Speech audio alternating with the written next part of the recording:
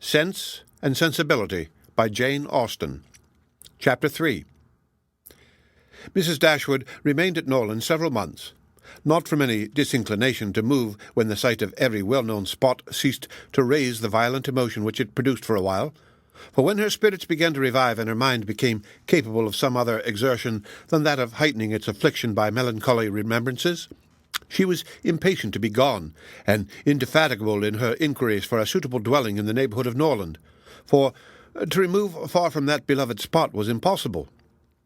But she could hear of no situation that at once answered her notions of comfort and ease, and suited the prudence of her eldest daughter, whose steadier judgment rejected several houses as too large for their income, which her mother would have approved.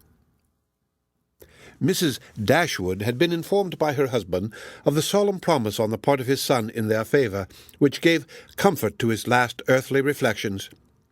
She doubted the sincerity of this assurance no more than he had doubted it himself, and she thought of it for her daughter's sake with satisfaction, though, as for herself, she was persuaded that a much smaller provision than £7,000 would support her in affluence. For their brother's sake, too, for the sake of his own heart, she rejoiced, and she reproached herself for being unjust to his merit before in believing him incapable of generosity. His attentive behaviour to herself and his sisters convinced her that their welfare was dear to him, and for a long time she firmly relied on the liberality of his intentions. The contempt which she had very early in their acquaintance felt for her daughter-in-law was very much increased by the farther knowledge of her character which half a year's residence in her family afforded, and perhaps, in spite of every consideration of politeness or maternal affection on the side of the former, the two ladies might have found it impossible to have lived together so long, had not a particular circumstance occurred to give still greater eligibility, according to the opinions of Mrs. Dashwood, to her daughter's continuance at Norland. This circumstance was a growing attachment between her eldest girl and the brother of Mrs. John Dashwood, a gentlemanlike and pleasing young man who was introduced to their acquaintance soon after his sister's establishment at Norland, and who had since spent the greatest part of his time there. Some mothers might have encouraged the intimacy from motives of interest, for Edward Ferrars was the eldest son of a man who had died very rich, and some might have repressed it from motives of prudence, for, except a trifling sum, the whole of his fortune depended on the will of his mother. But Mrs. Dashwood was alike uninfluenced by either consideration. It was enough for her that he appeared to be amiable, that he loved her daughter, and that Elinor returned the partiality. It was contrary to every doctrine of hers that difference of fortune should keep any couple asunder who were attracted by resemblance of disposition, and that Elinor's merit should not be acknowledged by every one who knew her was, to her comprehension, impossible. Edward Ferrars was not recommended to their good opinion by any peculiar graces of person or address. He was not handsome, and his manners required intimacy to make them pleasing. He was too diffident to do justice to himself, but when his natural shyness was overcome, his behaviour gave every indication of an open, affectionate heart. His understanding was good, and his education had given it solid improvement, but he was neither fitted by abilities nor disposition to answer the wishes of his mother and sister, who longed to see him distinguished as they hardly knew what. They wanted him to make a fine figure in the world in some manner or other.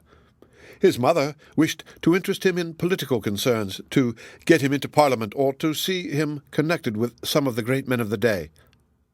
Mrs. John Dashwood wished it likewise, but in the meanwhile, till one of these superior blessings could be attained, it would have quieted her ambition to see him driving a barouche. But Edward had no turn for great men or barouches.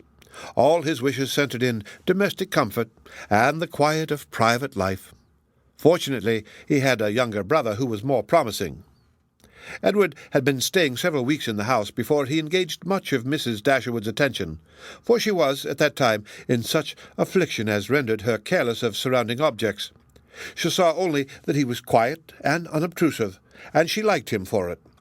He did not disturb the wretchedness of her mind by ill-timed conversation. She was first called to observe and approve him farther by a reflection which Elinor chanced one day to make on the difference between him and his sister. It was a contrast which recommended him most forcibly to her mother. "It is enough," said she. "To say that he is unlike Fanny is enough. It implies everything amiable. I love him already." "I think you will like him," said Elinor, "when you know more of him." "Like him?" replied the mother with a smile. "I can feel no sentiment of approbation inferior to love." "You may esteem him." "I have never yet known what it was to separate esteem and love." Mrs. Dashwood now took pains to get acquainted with him. Her manners were attaching, and soon banished his reserve. She speedily comprehended all his merits. The persuasion of his regard for Elinor perhaps assisted her penetration, but she really felt assured of his worth, and even that quietness of manner which militated against all her established ideas of what a young man's address ought to be was no longer uninteresting when she knew his heart to be warm and his temper affectionate.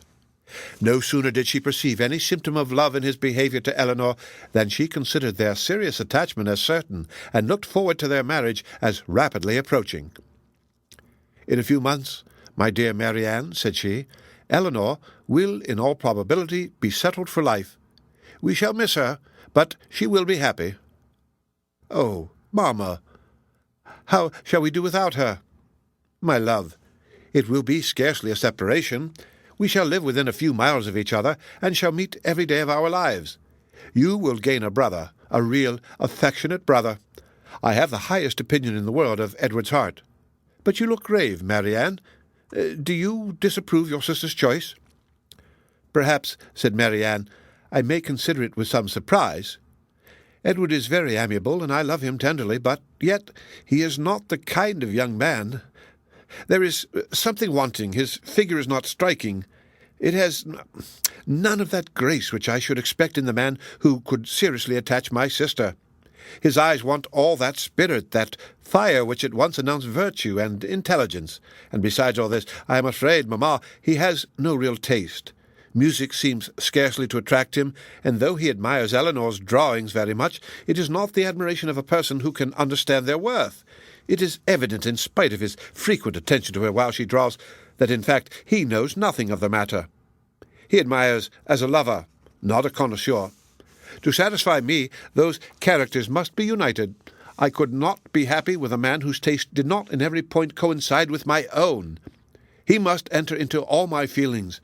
The same books, the same music must charm us both. Oh, mamma, how spiritless, how tame was Edward's manner in reading to us last night! I felt for my sister most severely. Yet she bore it with so much composure, she seemed scarcely to notice it. I could hardly keep my seat. To hear those beautiful lines which have frequently almost driven me wild pronounced with such impenetrable calmness, such dreadful indifference. He would certainly have done more justice to simple and elegant prose. I thought so at the time, but you would give him Cowper. Nay, mamma, if he is not to be animated by Cowper, but we must allow for difference of taste. Elinor has not my feelings, and therefore she may overlook it and be happy with him. But it would have broke my heart, had I loved him, to hear him read with so little sensibility. Mamma, the more I know of the world, the more am I convinced that I shall never see a man whom I can really love. I require so much. He must have all Edward's virtues, and his person and manners must ornament his goodness with every possible charm. Remember, my love, that you are not 17. It is yet too early in life to despair of such happiness. Why should you be less fortunate than your mother? In one circumstance only, my Marianne, may your destiny be different from hers. The end of Chapter 3, read by Rick Kistner for Lit2Go on the web at fcit.usf.edu.